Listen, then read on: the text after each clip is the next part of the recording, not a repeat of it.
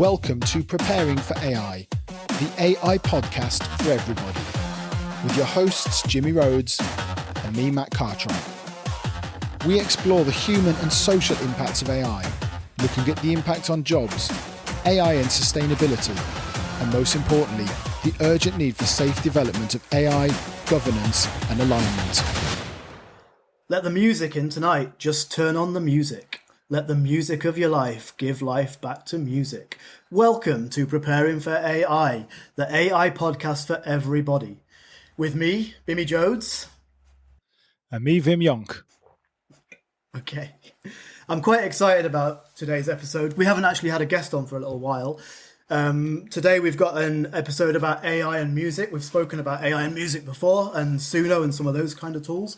But today we've got a very special guest on, a good friend of mine, Anth Gaskill, or Anth as his friends call him. And I'm going to hand over to Anth almost straight away to do a quick introduction to himself. Can I just, before we start, Anth, I just want to say before you start that I think you're the guest that we have spent the most time trying to secure. So no pressure, but this had better not be shit. Cheers, Matt.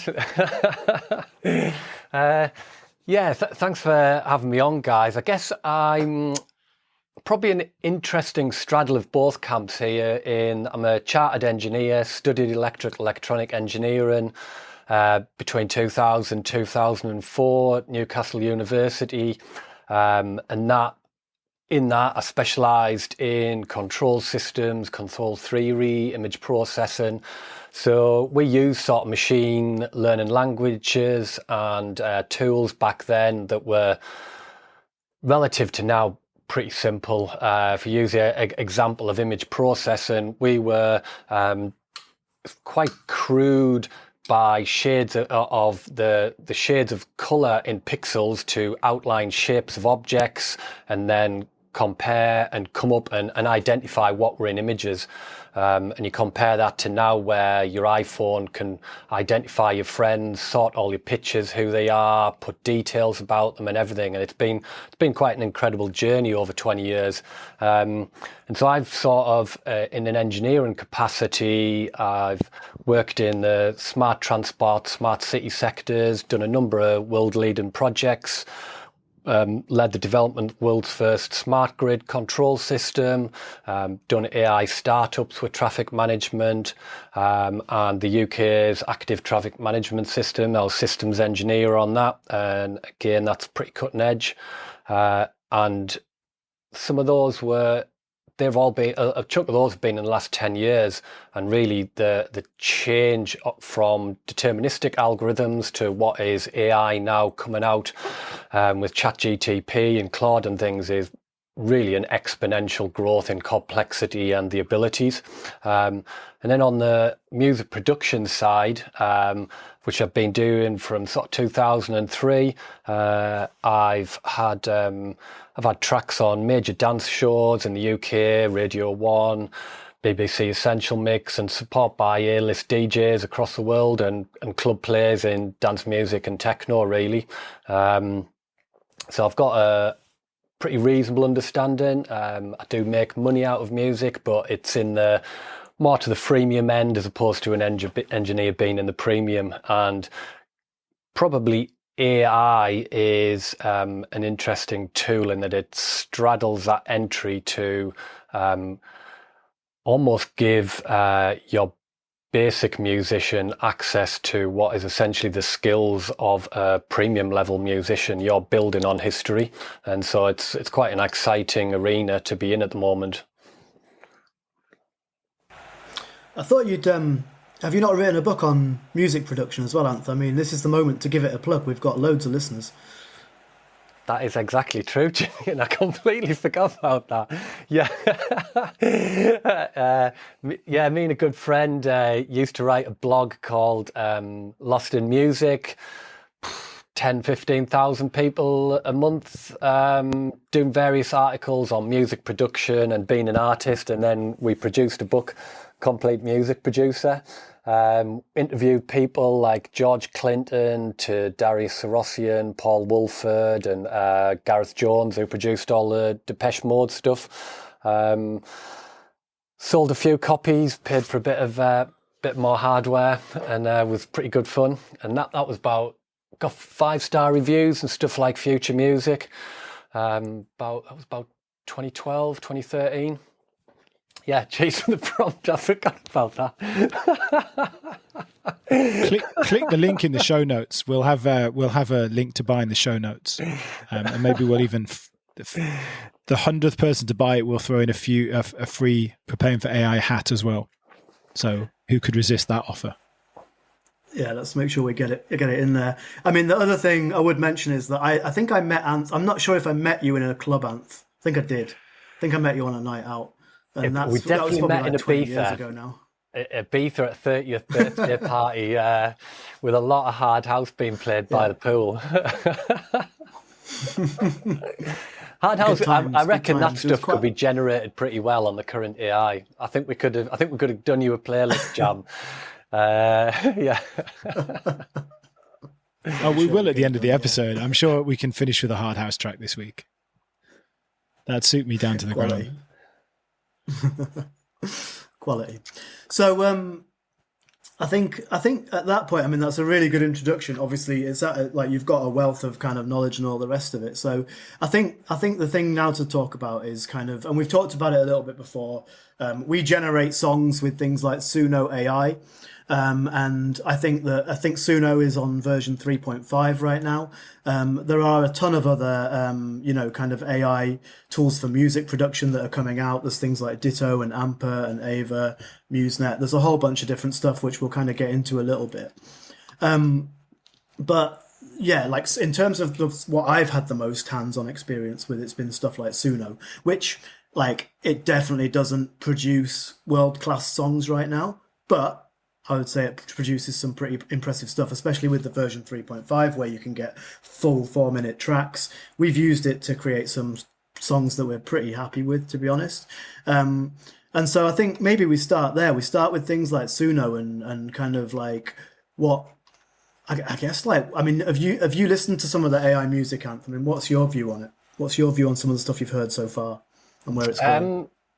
Yeah, I mean, I one of the EPs I did last year, High on Hope, that got played on stuff like Rinse FM, and Emerald, who's been a BBC radio, put it as a Ride or Die tune. There was a bit of a step change, sort of. This would be about last March 23. So I used a tool called Riff Fusion that you could do prompt words, and I thought I'd had a go at trying to recreate.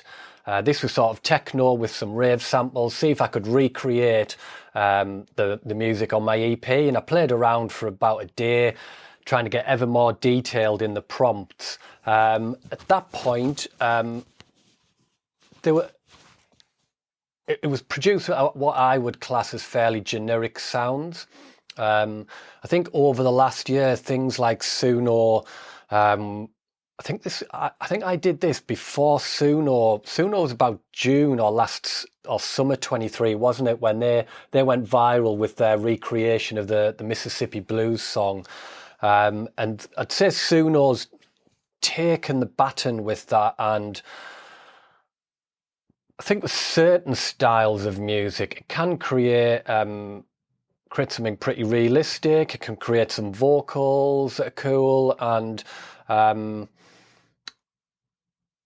it's interesting. I mean, as an artist, I guess I would look at them as maybe the karaoke cover songs. I think if I was crude, I would say that's the category I would put it in. And if you want like elevator music and some of the stuff that we'll touch on later, that are popping up on Spotify that are potential covers, I think that Suno and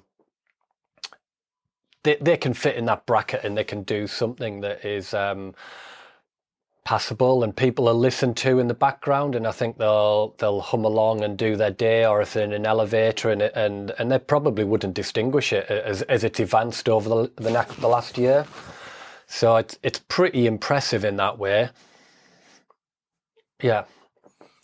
I think one of the really interesting things with Suno so far is, I mean, it's pretty inconsistent in genres, not just in terms of how good they are, but actually in terms of, you know, some of the genres you put in and it's nothing like it. I mean, I was trying to make a song for my daughter the other day, and she wanted something calm and relaxed, and we put like calm, relaxed, fairy something, and it came out with like kind of quite an aggressive, like it started off as piano and then it became this sort of quite aggressive rock song.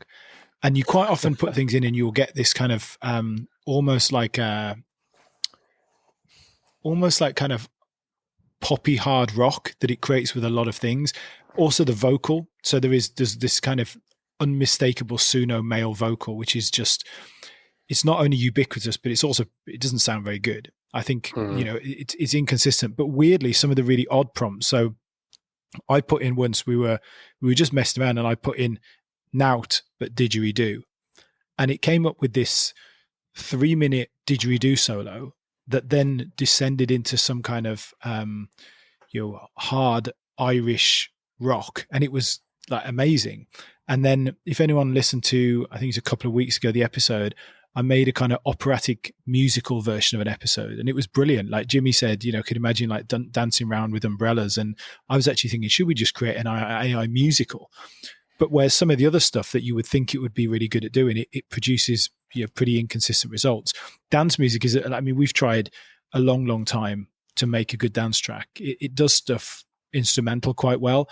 I managed to make one that was called Kill Switch, which was a kind of, you know, poppy trance vocal song with a female vocal, and it was pretty good. I think if it was 10 years ago, no, maybe not 10 years, 15 years ago, maybe even 20 years ago, like it would be pretty good.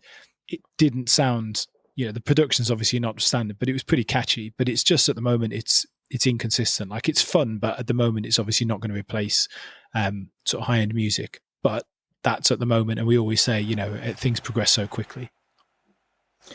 Yeah, so I would agree. I mean, having used Suno for a while, I find that a lot of stuff that comes out is very generic. Like the problem with the electronic music is it's not got any of the subtleties. It's not got any complexity to it. I think Anth was saying a minute ago, and the voices as well. Like it really does my head in that you can't get it to do different voices. It's like all the voices sound like some sort of generic American, you know, male female singer.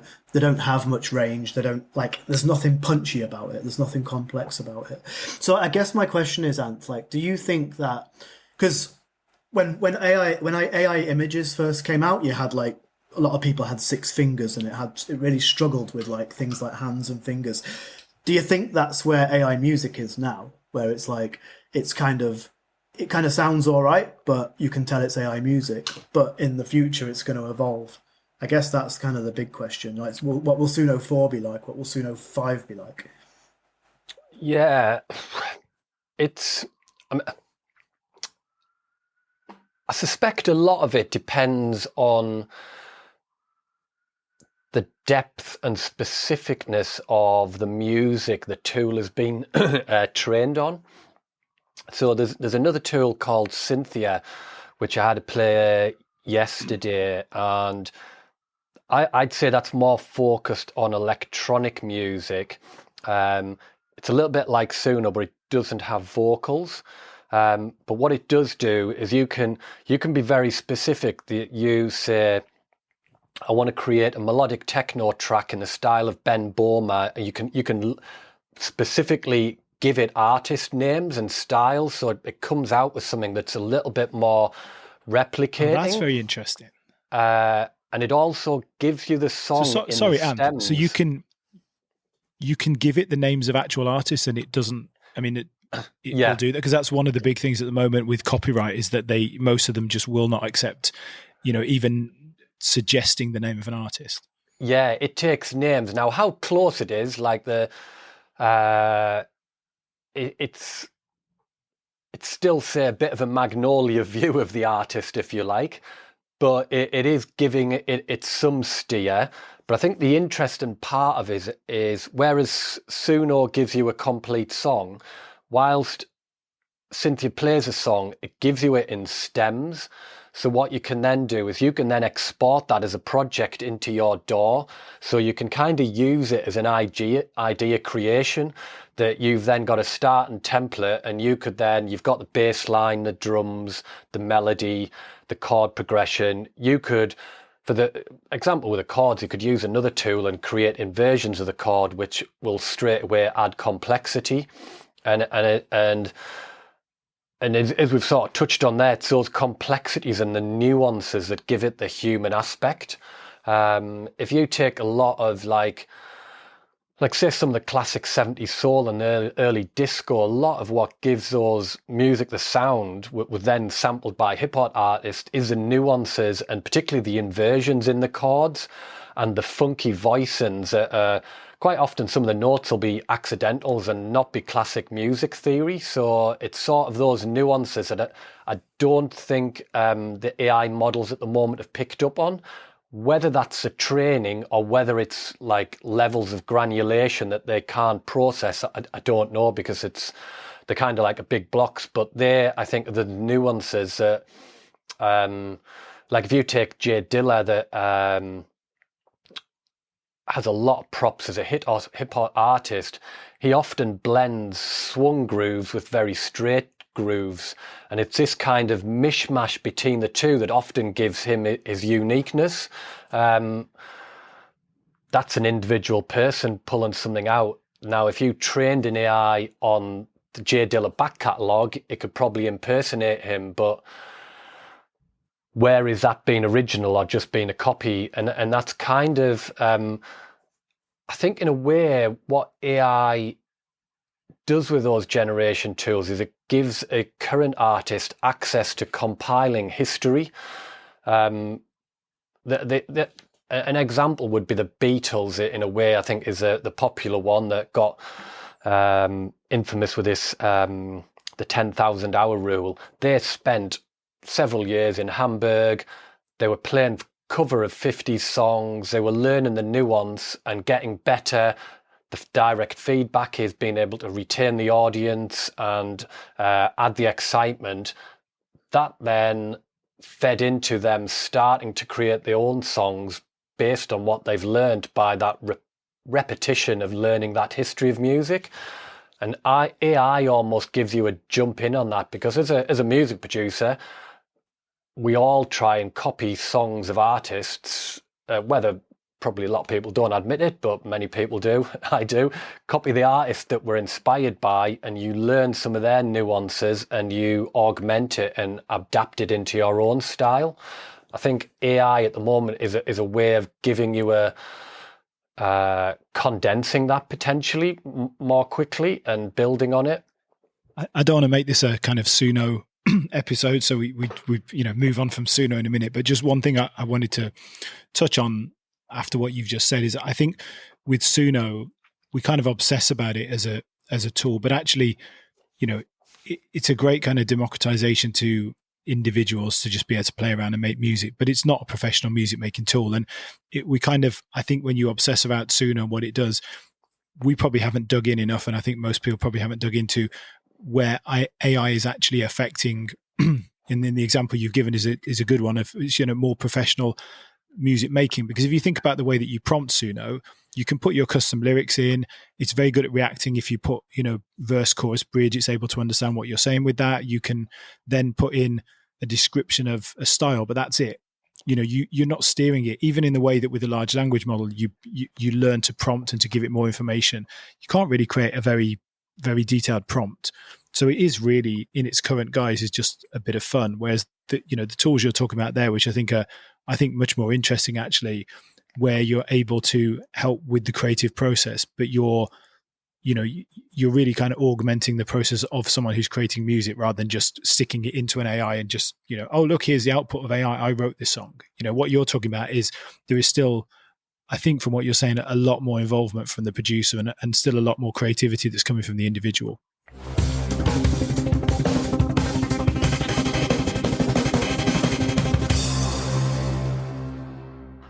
If you take the last 5 years, that as it uses some form of AI processing is what's called stem separation. Now, this started out really, the first one I'm aware of is Isotope's RX restoration tool. And that's used to be, it's still around £1,000. It's probably about £1,200-1,300 bit of software. And what that could do, that had a function where it could pull out stems. So you could pull out the drums, you could pull out the melody of an original song. So you could take a Beyonce song and you could pull out the music parts. You could then use other AI tools to rip the melody notes from that, and then you can use that as a starting point. And a lot of dance music and even composers in other areas use that to learn what musical notes are in a song, or to take out some harmonies and use them in their own production. Or I'd say over the last 2 or 3 years, that software or that processing where you can separate music has dropped into initially stuff like Rekordbox for free. Now there's things like Akai's MPC, which is a big platform. That was £10, and that separates stems to really high quality. And there are other people that do it. La AI does it. And you can use that as a starting point. And that, I would say, is probably at the moment the big part where AI is used by professional music producers. That's really interesting. I mean, I wasn't aware of all those tools, but I have heard of some of the stem stuff, and I think some of the tools that I've used talk about being able to download stems now of like the vocals and the background track. My question is, I think we're going to talk about this in a little bit, but part of this episode is going to be about legal, ethical, copyright considerations. Like what you just talked about there, so like taking the drums from a Beyonce song, something like that. I mean, you might not know the answer, and obviously you're not a lawyer or whatever, but like, where do you stand legally with that? Like, like just ripping, like using one of these stem tools to rip out the drums and then use it in a dance track. Is that legal? The full legal side is you should be crediting either certainly the drummer as a performer. There's co-writing credits if you're using it in the track. The reality is, I don't know anyone who credits anyone.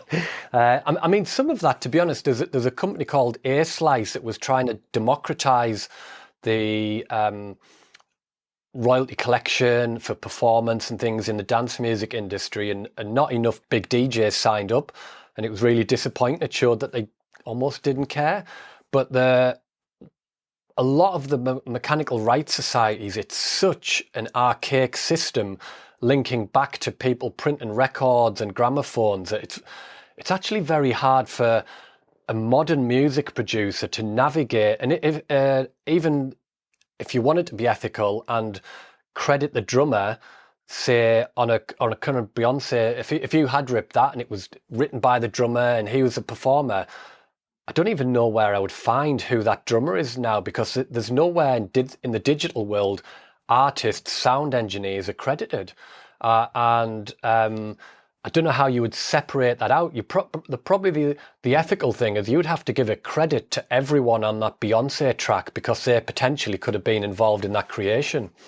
And then you would assign it when you log it with your Performing Rights Society, and they would split out the percentage to that musician.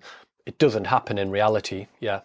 Yeah, and I mean, the interesting thing there is, like, you were talking about an actual track where you've ripped it off the track. You then get into the question of, well, the drummer probably didn't come up with that particular, beat or track or whatever. Like, it probably came from somebody before him and somebody before him and somebody before him, which is the sort of the complex nuance with copyright, isn't it? Like, as you were saying, like, pretty much everyone since, Mozart and Beethoven's building on what people have done before. Same with film, same with books, same with everything, like creative, right? And so it's like, where do you draw the line on who gets attribution and how does copyright work? Yeah, I mean, a classic reference of that is drum and bass, original music genre. That's basically built on the Armand break, the Think break from James Brown.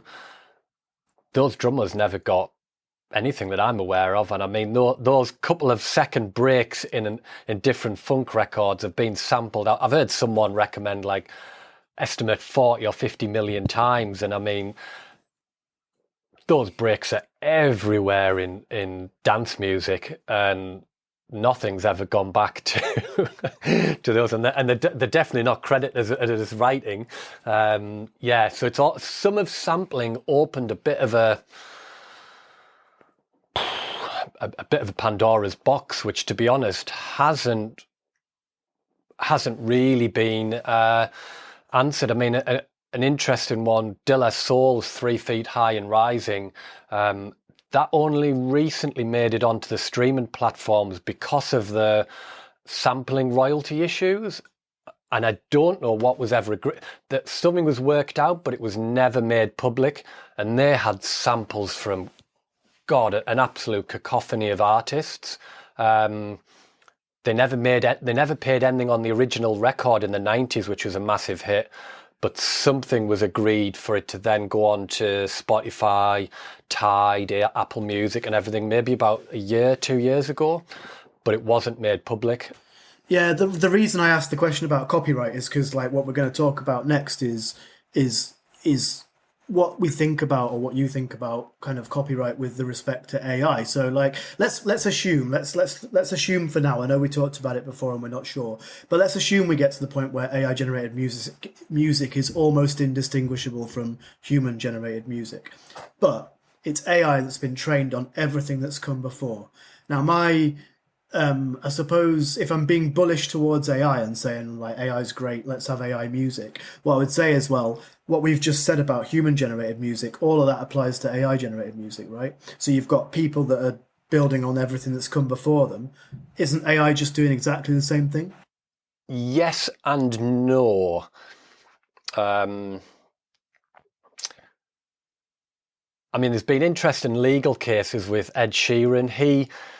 Trying to think of the guy out of NERD who he got done, him and Robin Thicke, where they had that massive track, and they were saying it was too close to a Marvin Gaye song, and he's saying I borrowed the essence of the chord and the feeling, but I wrote my own inversions and changes to it, and it was a big legal case about feelings and what is copyrightable in music, and it's kind of gone both sides of the line. Ed Sheeran got it on the side going with him that he wasn't copying. I'm gonna have to search the guy. NERD. It's on the blurred lines is the track, isn't it? Yeah. Robin and there was a couple of other Pharrell like Williams. Pharrell Williams. That's it. Yeah. And he lost a multi-million-pound lawsuit, and for another song of his, Happy. I think the difficulty there is, whilst they've built on it, they've learned. Where's the difference? They've learned and absorbed and added their human twist on it. AI is pulling from everything, and it's been specifically trained, isn't it, on that data that people haven't. They've not made any payment for. They've not made any acknowledgement or said that's fine. They've not consented, have they? They've not consented to it. In any form, no. And I notice on Bandcamp there's a lot of artists now saying, or SoundCloud, they'll put the music and this is not allowed to be used for AI training. And it's, I mean, in an ethical way, there should be some almost cooperative percentage given of the company's value shared among artists, because without those artists, the model wouldn't develop and it wouldn't have an output. And to not recognise that, to me, seems pretty unethical, because they are absolutely standing on the shoulders of giants, because without that, they wouldn't be able to train and learn it. Yeah, so just on that point about kind of scraping data or you know, whether people can consent to having their music and training data, I think this kind of reminds me of where you see on Facebook, you know, people put on their Facebook account, you can't scrape my data, and if you do, it breaches this law, and then Facebook basically say, well, you can opt out, but you have to close your Facebook account. I just think with a lot of this stuff, there are two problems. One is that we know, for example, with YouTube that YouTube officially their data hasn't been used for training, but then we're told that actually, there's almost, there's evidence there. I think maybe that's one of the reasons why we haven't seen Sora come out into the public yet. There's talk that a lot of stuff was trained using YouTube videos. I think on the one hand, it's very difficult to stop it because it seems like it's happening anyway. And secondly, I'm just not sure, I agree with you, it should be the artist. But if you're talking about putting it on SoundCloud, for example, does it say somewhere in SoundCloud's terms and conditions that by uploading to SoundCloud, you've given us the rights to the data, and then SoundCloud are the ones that sell that data on, rather than the individual? So, it's so complicated because you're using platforms, you've got all these kind of layers, and then we know that the big companies who are training their models, frankly, I don't think they give a shit, because, if they get sued, well, they're confident they're going to make so many, hundreds of billions and trillions in the future that the data is worth so much for them. They don't care about the small individual musician. Yeah, I mean, the classic is what's it's escaped me now. The guy who they basically say you should break it and you should break the regulations, and if you're not breaking stuff, the Silicon Valley kind of mantra, then you're not moving fast enough.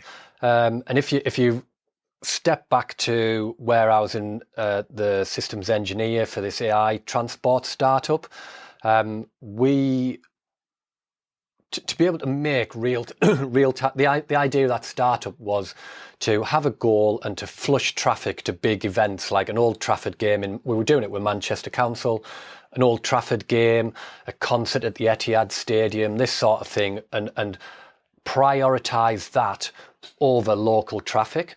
So what you need is a lot of real-time data. Now, what a lot of people aren't aware is the 2012 London Olympics was a massive groundbreaking technology test bed, and they did a lot of stuff with real-time data where they were moving people around between transport modes and opening and closing gates and access for people using real-time data off mobile phones. So you have, because basically pretty much everyone's got a mobile phone, they've got that live sensor, they can see where they're going, they can pick up where they potentially come from and this sort of stuff. So Google Maps used to have an API. I meant to check if it's still going. It used to API access, and you could get the data for travel journeys. You know how when you're on a car and it's telling you whether it's green, it's red, it's yellow, and everything, and you had to opt into whether you wanted to give your mobile data for that. We were in talks to use some of that data with our AI startup, and that would have given us some more real-time data around junctions as people were driving through Manchester. Mid through our project, Google got slapped with a massive fine by the European Union. It basically turns out, even though most people had opted out of the data, Google was still pulling the data off everyone's handsets, and they'd been found out. And so they then had to stop this commercial service of selling the data because it'd been most of the data they weren't legally allowed to have and use, but they were doing it anyway. So I mean, it goes back to your point there, Matt. Can you trust the Silicon Valley companies? History tells you absolutely not. They're going to do what they want. They're going to do what they think will give them market share and give an output, and the fines typically are going to be so small that they'll just ride it. It's all about market share, isn't it? All about there's a reference to Mark Zuckerberg saying, rule is, does it grow the company? Does it grow the company? And anything that didn't grow the company was exit. It was just all the cost about of growth. doing business, isn't it? It's just the cost of doing business. Yeah. I mean, the EU has had some successes. I think an example would be, banning the Apple charger, for example, and forcing them to use USB-C, which is different to a financial a fine. But like most of the fines I've seen against Apple and Google and those big tech companies, like you're right, you look at it and you go, it's like tens of millions of dollars, but they've made $1 billion and then they got fined $10 million or something like that. It's an absolute nonsense. It's a slap on the wrist. It's something that gets in the paper and then everyone forgets it. I've actually, while you were talking, I was just having a quick look and I found an article saying relating that motto you were saying. So the unofficial motto of Silicon Valley has long been move fast and break things, relying on the assumption that in order to create cutting edge technology and to be ahead of competition, companies need to accept things will get damaged. What it's saying in this article is, with the rise of AI, this is completely unacceptable, because things are moving so fast. AI is being used to help students cheat. It's impinging on copyright and some of the sorts of things we're talking about now. It can make it much easier to do fraud.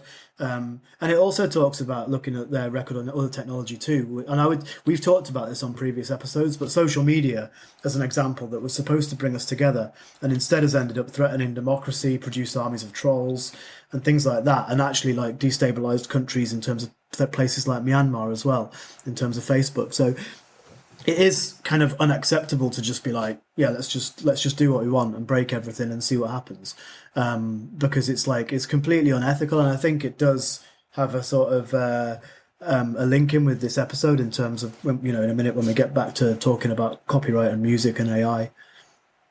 It's obviously not a sort of governance episode, but I agree with you, and I think making the point on the Apple charger is actually a really good one, because it's, I think, a really good example of where, like you say, the EU and the regulation has had a positive effect. But it feels at the moment, I'm spending not a lot of time, but a bit of time looking at the sort of EU legislation, and it's obviously ahead of anywhere else in terms of, what they're doing and what they're regulating. But the downside of that is that you're seeing with Apple Intelligence, you're seeing with Meta AI's tools, they're just choosing not to use or not to provide those services in the EU. And I think it's almost a bit of a battleground at the moment it's not even necessarily an equation of, are we better off losing this business from the EU? I think it is a case of saying, this is what we will do if you try to overregulate us. And this is a case of kind of, those big tech firms trying to stand up and bully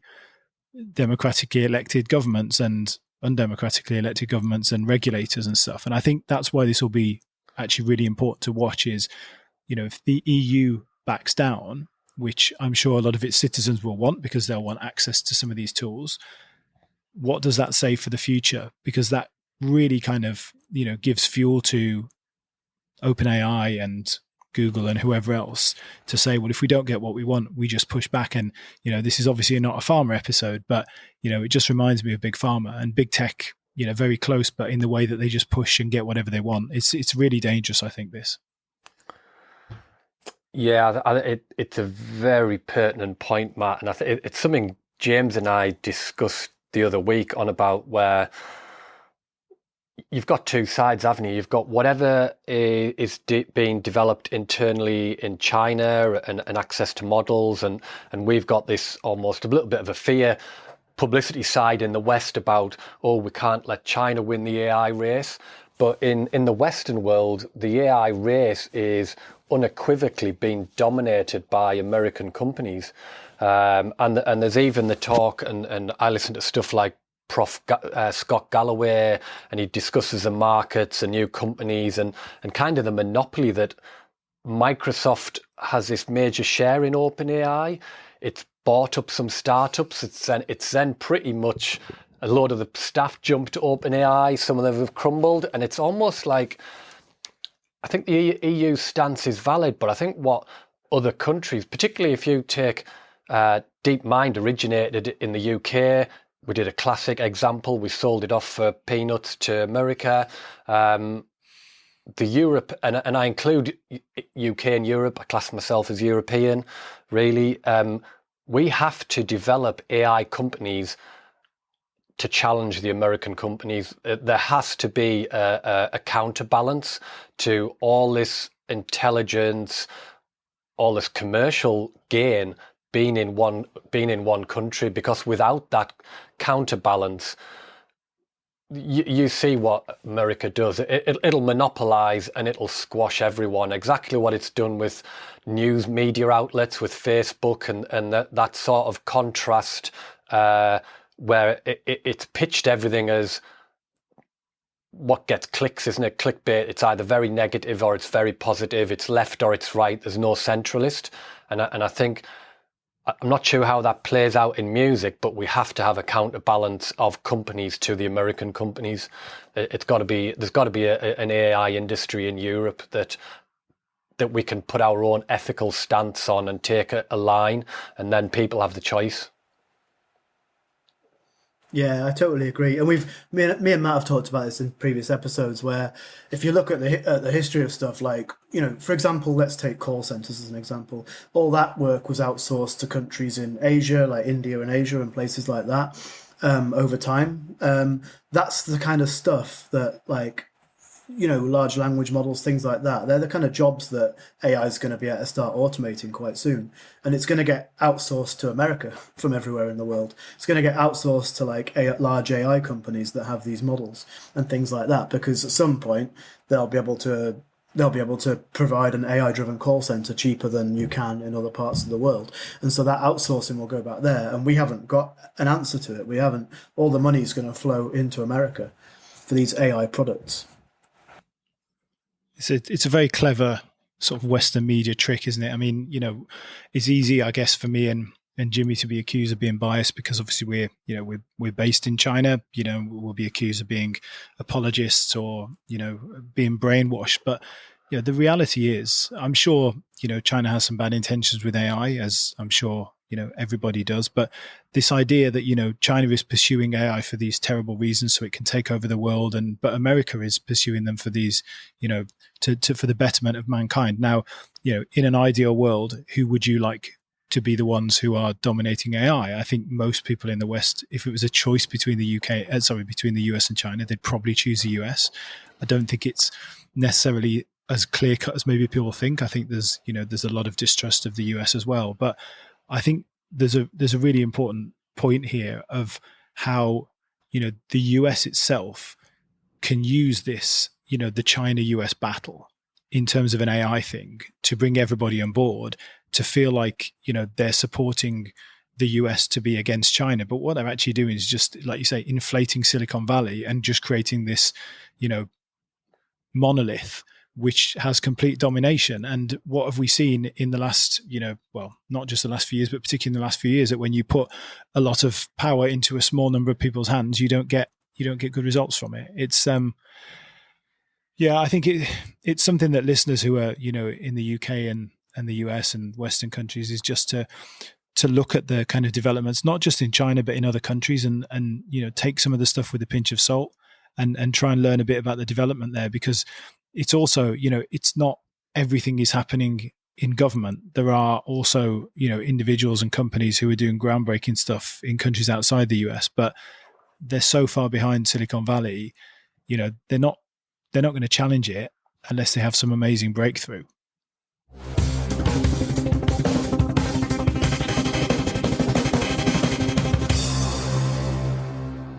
So I'm just conscious of time. I'm just gonna kind of bring it back to the topic of AI in music generation, because obviously we talked about copyright there, and it kind of led on to a whole bunch of stuff about regulation, which is like super interesting stuff.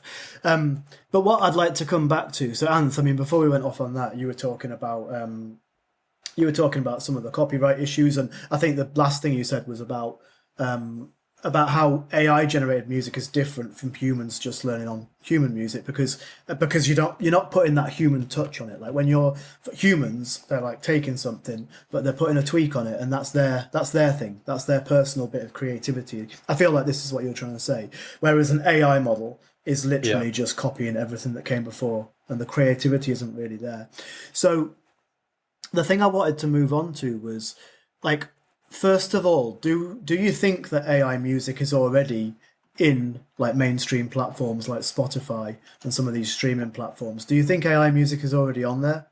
I've got a view on this, but I want to get your take on it.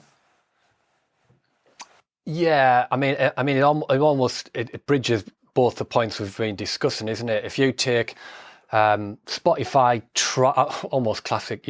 Although it started in Sweden, it's owned in America now. It comes out with these BS lines about it wants to democratize music, get a million musicians to earn a living, and this sort of thing. But its actions are very much against musicians. It's undisclosed ownership with record labels, and really all they are interested in is rinsing money out of it. There's a lot of articles on artists or stroke cover bands that have popped up doing music. Was it the Jets and Ginger Ales was one of the ones I noted has come out. A bunch of them that have got like hundreds of thousands and millions of streams of cover songs covering like Fleetwood Mac, Red Hot Chili Peppers, and some of them, back to Matt's earlier point, have got the distinctive Suno vocal tweak in it, and it's like, this sounds so AI. They're allegedly a band. They've got no footprint anywhere else on the world of the web, yet they've appeared. They're in major playlists on Spotify, which I think is the kind of red flag there that Spotify must be aware of it. They tweak algorithms. You know, some of these cover band artists are popping up in these playlists and gaining millions of plays. And if you looked at it from a cynical perspective, the idea of playlists kind of dehumanizes artists in a way, because it's a playlist for running, it's a playlist for calm music, a playlist for studying. It's not about the artist, it's about feelings and that what it may give to the listener. So you're stepping it away from an artist, and there'll be so many songs in there. If a listener's listening to a study playlist for 3 hours, they have zero interest in who they're listening. So it's setting it up, if you're cynical, for slotting in, which is what Spotify seems to be doing, AI generated cover music or even background music that, if that's 2 minutes, if there's enough of it, if you could probably pepper 40 or 50% of music and then stick in some Beyonce or Taylor Swift that people recognize, that keeps them comfortable with something that they know, and I don't think most listeners would really question it. And suddenly, you've got people paying £10 subscription, and 20-30% of the music's original artists. The rest of it is AI that the record labels and Spotify have colluded to put on there and generate. And you might have 10 people in a back room generating thousands of hours of content for nothing, really, pretty much. And I think that's happening. Yeah, you sound like a conspiracy theorist. You're welcome on this podcast, then. Yeah, you're very welcome here. You're in good company.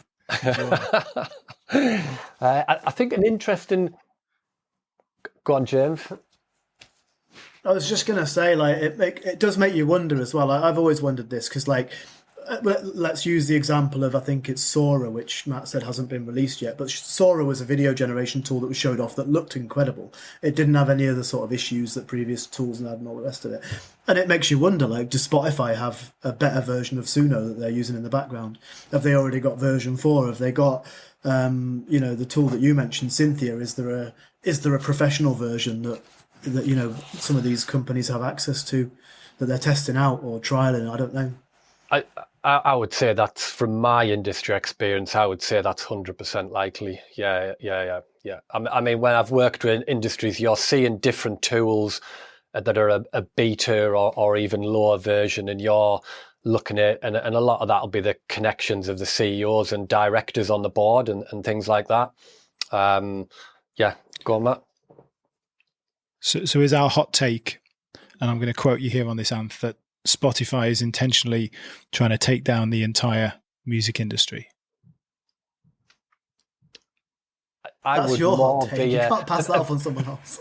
I want a clip that I can post on social media, and then you're gonna have to do it in a Geordie. We'll put a disclaimer at the start of the episode, so we can't be prosecuted because we don't give our right to be prosecuted. But here's our hot take.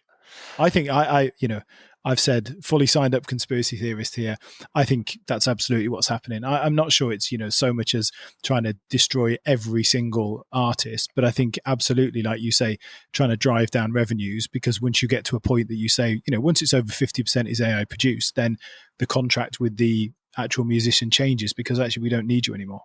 I don't think that's cynical at all. I think that's, like you say, that's anyone who's worked on the inside of any industry would say that that's exactly how it would be working. That's It's a business model, isn't it? The ecosystem is definitely set up to do that. And I think you come back to one of the fundamentals that is, as a musician, a problem in that business side is making music is incredibly good fun. As humans, it can affect all these sort of emotional moods. It can take us places.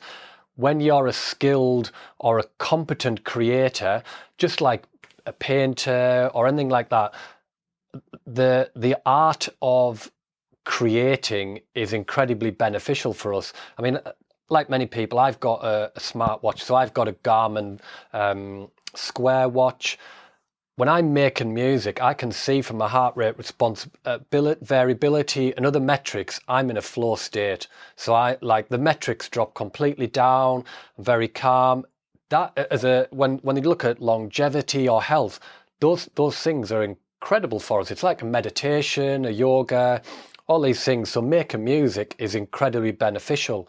And the problem is all the people that are, you know what I mean, the big artists that or the creators, they just want to do that. So the monetary side is secondary, and they often get slammed because they'll happily, they want to get paid for the music, but they'll happily put it up for free because they're getting the reward in making it, and any breadcrumbs that they get back is almost good enough for them. And so I think through history, musicians have been hammered because of that, because they'd happily just create anyway. The monetary secondary. So I think that's where, when you pit them against a business like Spotify, who it's a business and they just want market share and they want the lowest operating cost and maximum profit. You've really just hit home for me, because I feel like I'm a little bit creative, but on the kind of like, I don't know, what's the word, like, my job is kind of like designing processes and building stuff at work, and I feel like I'm creative in that. And what you've just said, like, I'm not really creative in terms of music production. I've never been any good at any of that kind of stuff, as I would say, and I've never been in a flow state doing it. But like, what you've just said almost is the most poignant thing I've ever heard about the argument between AI. I think that's Anth's hot take about the feeling it gives you and the flow state, and the fact you do it just for the pleasure of it because you love to do it anyway. And that's kind of that hits home on how, like, the sort of sad thing about AI, and not just with music, but across all these creative industries, isn't it? It's like, if you find a way to just manufacture it, how much joy are you taking away from the world? I don't know. Yeah, I mean, the utopia was always, whether it's Isaac Asimov or those sort of fictional authors, about creating a world where you remove the mundanity from life so that humans can create, humans can have fun, and we can have pleasure. But I mean, there's a flip side on that. You also need the mundanity to enjoy the pleasure. You've got to have the light and dark, haven't you? In like it's black and white picture. And it's, yeah, I don't know how AI fits with that, because it can, at the various points, you can duplicate and remove a lot of things. What does it leave for the humans? I think that the tools like mixed in keys sort of Epic can allow you to augment as an artist and create better stuff and still have the artistic input. And I think that's personally where AI sits. But if you flip back to our earlier conversation, there's a lot of people who are just purely profit or whatever driven. They just see AI replacing something, and it's like it's just a lowest denominator race. It's not often that I'm the one who comes in with the optimistic take here, but this kind of relates back to the whole reason I wanted to do the episode we did a few weeks about whether people really want AI or not. Because I think, I mean, the creative industries and music and art, these are the best examples of, I don't think anybody wants to replace people. And so, you're right to some degree, because it's business and because they will dominate, that you will see there are some things, voiceovers, functional music, as we elevator music, whatever.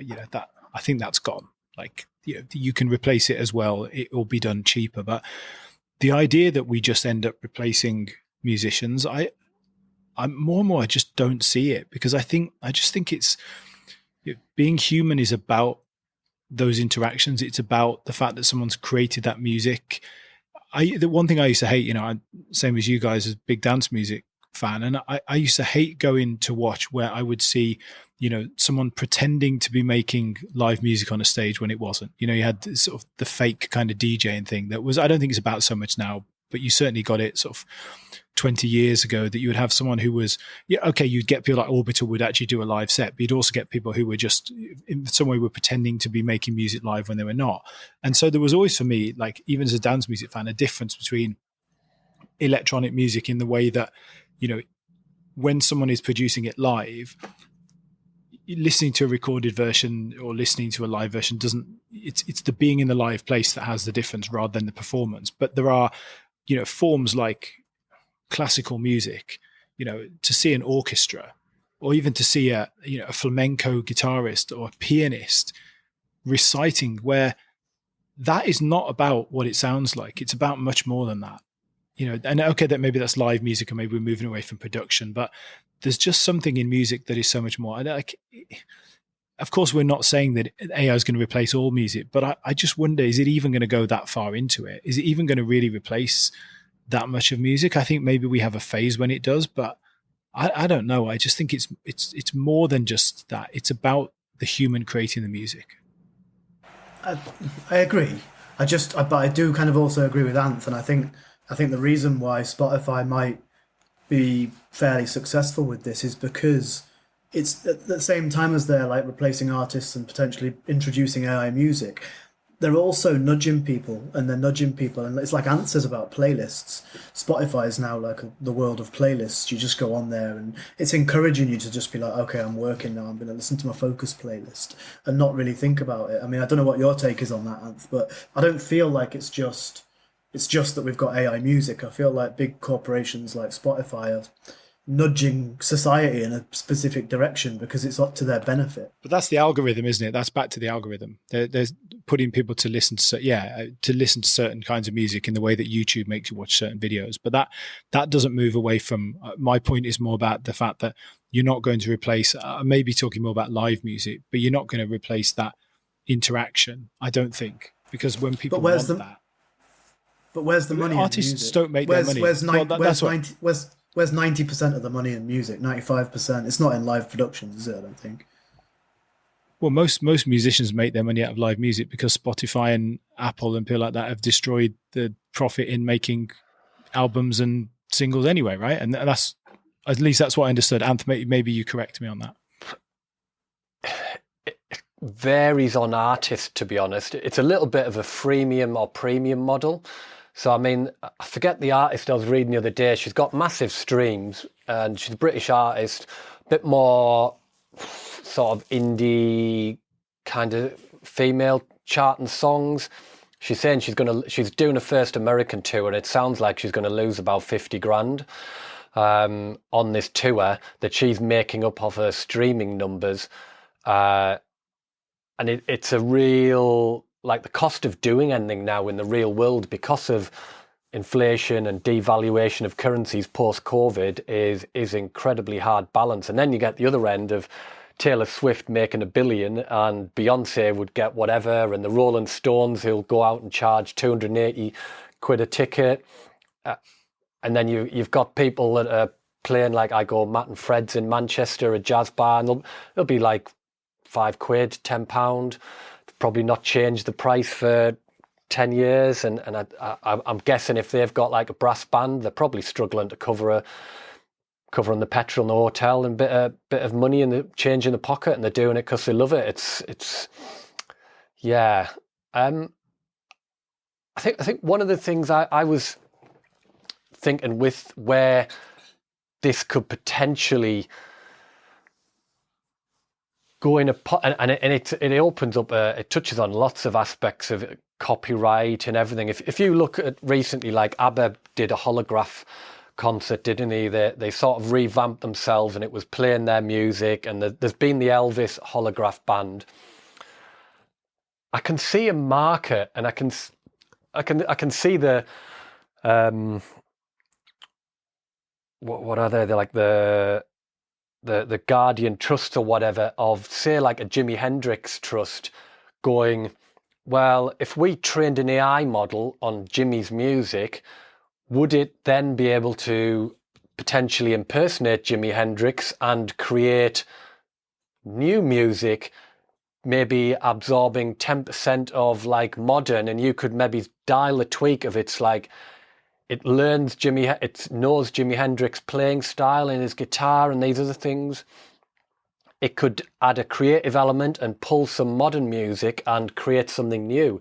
Is there an element where legacy artists like that could use an AI model to create music in the style of that their fan base might like, or that they put out as a AI, I don't know what they'd band it as, but it would be an interesting test. And because AI models, it's all about the training data. If it was very niche on that artist, how good of a would it get the nuance, and would it get some of those things to be realistic? That'd be an interesting project.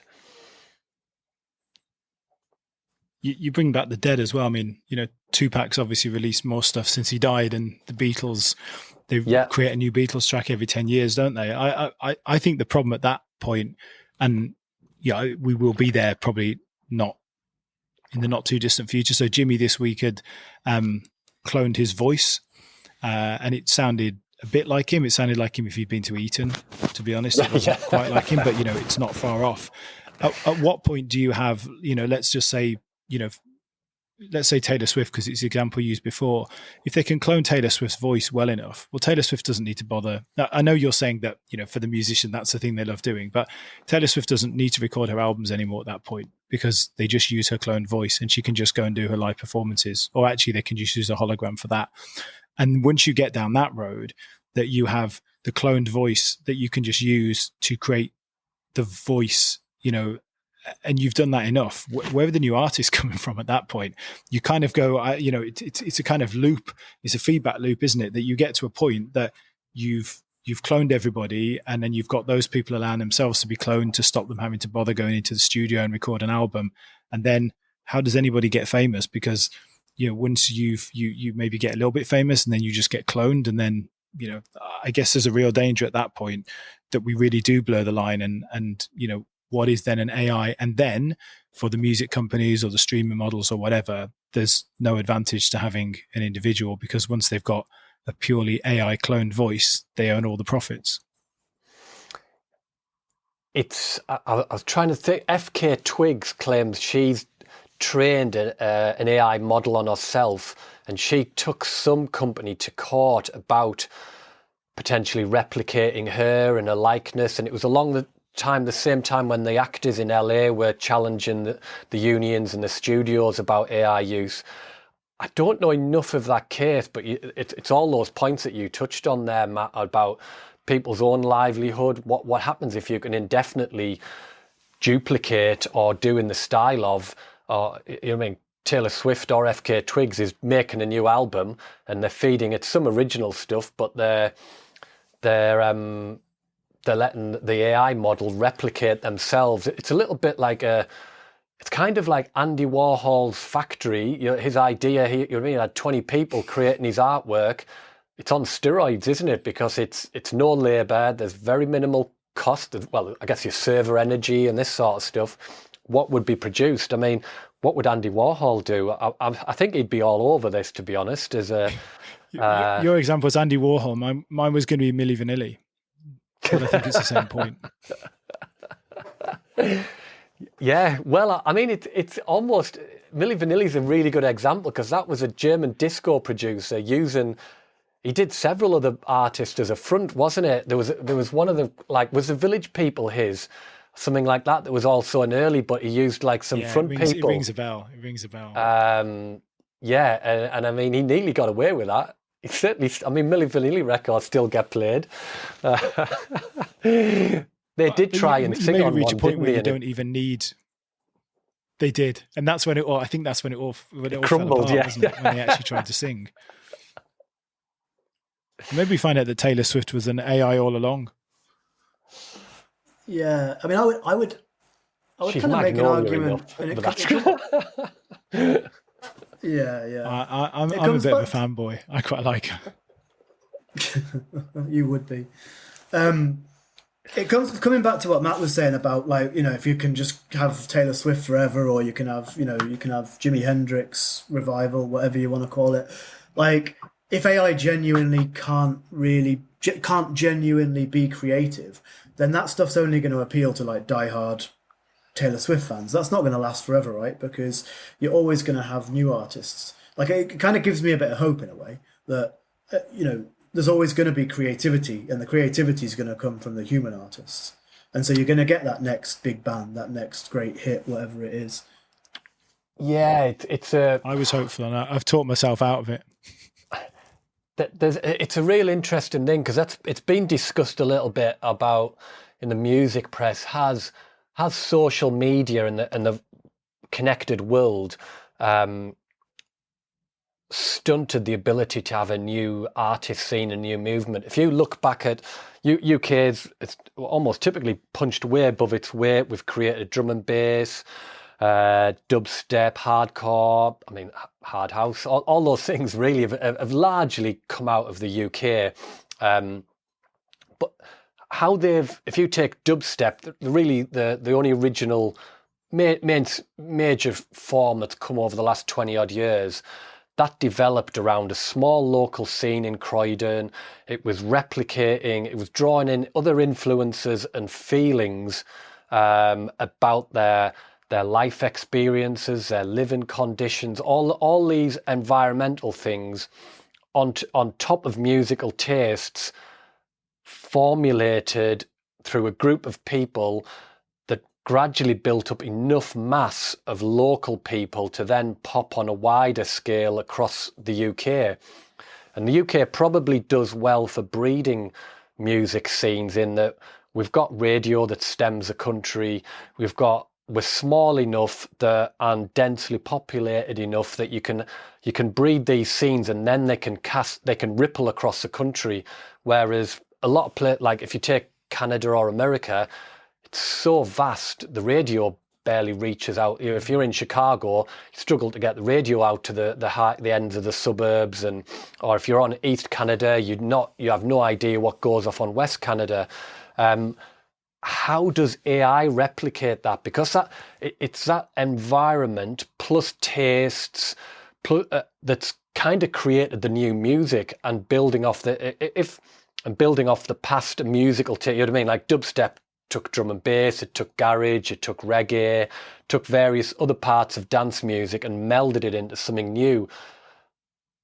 How does AI do that? And I wonder, you know what I mean?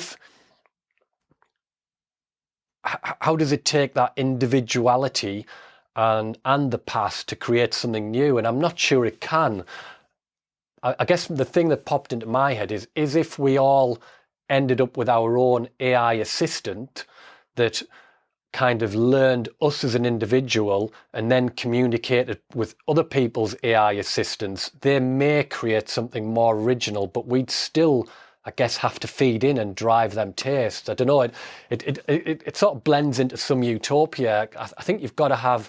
I don't think an individual AI could create something original. That is my personal take.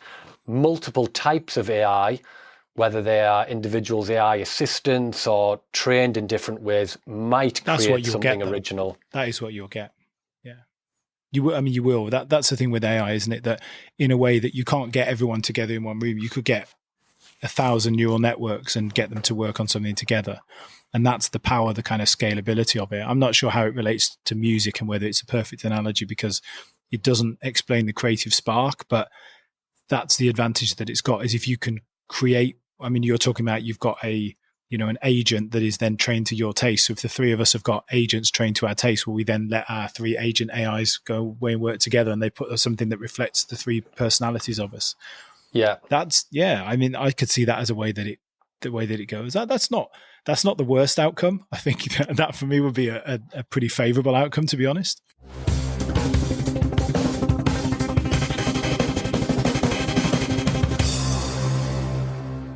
Okay, so I think we're sort of drawing towards the close of the episode. So, Anth, I just think I think what we try to do at the end of each episode is like offer a little bit of advice.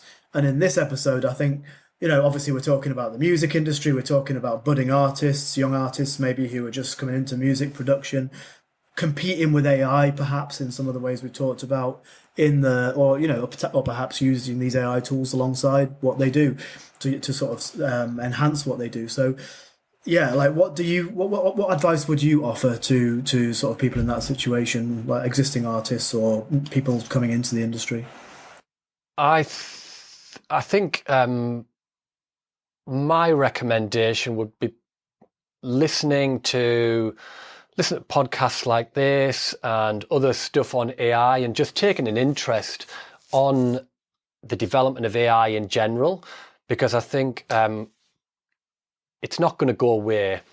So certainly the next generation really of stuff, it's going to be individuals augmented by AI. And if you're not augmented by AI, it's almost like the caveman walking versus a caveman with a wheel or a bike or something. You're just going to be left in the dirt. In terms of producing music, I think there's some interesting YouTube channels. Rick Burrito, I think that's how he pronounced his name, is an interesting one. Things like Modern Wisdom, Hannah Fry, they come at AI from different angles, from a creative and from an engineering perspective. I'll be following stuff like that. I think on an initial front, I would look at using stem separation to break down some of your favorite songs and understand the composition and the arrangement yourself that you can use in your own productions. I'd look at stuff like the mixed in key. I think they're a really good. I use mixed in key original plugin to pull out harmonics and know when everything's in tune and check stuff or find out key very simply, particularly for complex jazz and things like that, samples. But I think their tool, Captain Epic, is a really good way to use AI to give you good ideas for chord progressions and melodies that you can then tweak yourself and learn in a kinesthetic way about music theory and about what can move your own emotions, and incorporate that into your own music and benchmark it against other productions. And then stuff like I use T-Rax, but I use the Taupe's Ozone is similar, where when you've finished a mix of a song, you can use machine learning to compare the EQ of a production so particularly dance music, if you want it to be mixed by DJs, it needs to punch and pop in a similar way to get played in a club. Otherwise it's going to fall flat, and that'll affect the dance music and the people dancing. So I think using those mastering tools to make sure that your song pops correctly for the genre of music you're making, and that will allow you in a cost-effective way to get your stuff up to production quality. Some tools are better than others, like SoundCloud offers mastering for free when you have the artist, but when I've tried it, to be honest, it's pretty poor. It doesn't really tick the box. T-Rax's stuff does, and I use that. It's not cheap, probably about £500 or something. But I think those points at the moment, certainly play around with your Suno, your Cynthia, and make ideas and be involved with it. I mean, OpenAI have I think MuseNet, and there's a lot of creative tools on there that people can play around with AI and the models. And I think it's a little bit like from our age when we grew up, everyone was saying kids needed to be using PCs, and needed to be like, they had BBC micros in school. I learned programming on a Spectrum, and if you weren't involved with it, you were falling behind. It's going to happen technology is not going away. It's almost it's an imprint of being human, isn't it? We learn to think in the future. We learn to make tools to make our life easier, to create stuff and make things better. And AI is just a tool. I don't think it's fully going to replace humans, but it's that augmenting is essential. And if you're not using it, you are, over the coming years, will get left behind. So I think they just need to immerse themselves in it.